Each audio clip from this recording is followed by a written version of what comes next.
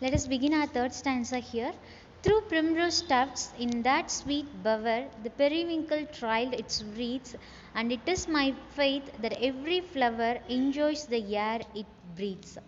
Here, primrose, which is a wild plant with yellow flower, tufts means bunches, and a bower is the shady place under a tree, and a periwinkle is a trailing plant with blue flowers. Wreaths means an arrangement of flowers in the shape of a circle. The poet William Wordsworth he found delight in nature's beauty. He just saw in the bower the periwinkle made its circle through primrose bunches. He believed that the beautiful flowers are enjoying the air it breathes. So the flowers they are just waving in the wind to look that it seems they are enjoying the air that they breathe, and they are thankful for living besides the nature. Of course those flowers are also a part of nature, and to the poet it seems that they are being gratitude to nature for being a part. Again in this stanza he used a personification saying the flowers enjoy breathing the air. And next stanza. The birds around me hopped and played, their thoughts I can't measure, but the least motion which they made, it seemed a thrill of pleasure. So, in these lines, the poet observed the birds that sang and hopped around him in the bower. He was amazed seeing those creatures. Though he did not understand their language and ways, he could recognize that the birds were creating all the movements out of pure pleasure and joy. By seeing the birds, we can also feel, see how happy they are. Like that, only here also, when the poet was sitting under the bower and he was noticing the birds, it seems that they are enjoying each and every second in nature. And the budding twigs spread out their fan to catch the breezy air, and I must think, do all I can, that there was pleasure there. The breeze flowing in that place was sweet and light.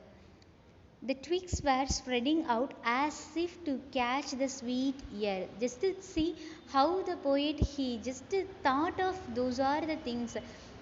Have you ever thought by seeing a twig or branches that they are coming out to catch the air like that? But here he imagined like that. That is what poets. Okay, here the twigs they were spreading out as if to catch that sweet air, and all the poet could do there in that place was gathering pleasure in the place, in the nature, in the existence. He was sitting and gathering pleasure. That is the one and only thing he could do by being there in nature. And in the final stanza,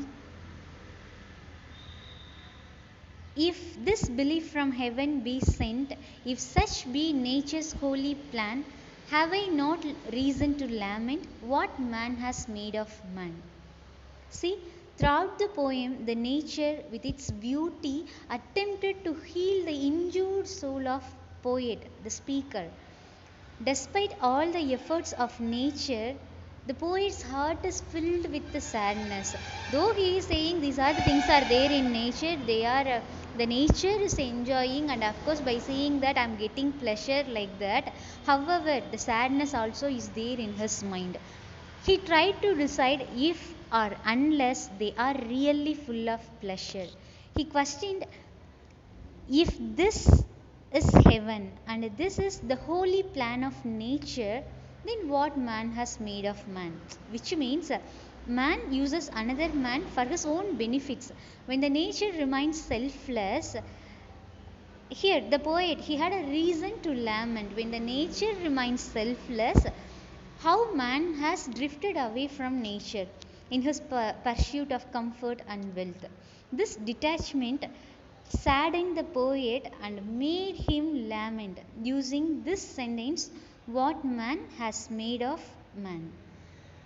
Yes, according to the poet, there was an expectation for man, his behavior and responsibility.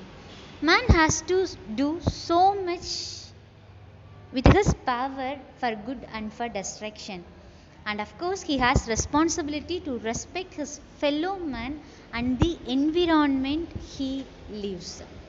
So here when we take again personification is used in the line, if such be nature's holy plan. So here already we have seen he personified nature as a woman, and here nature is planning like the nature's holy plan, such that he is saying, and so it is personification. Then in the last line repetition is used. What is the last line you see? What man has made of man.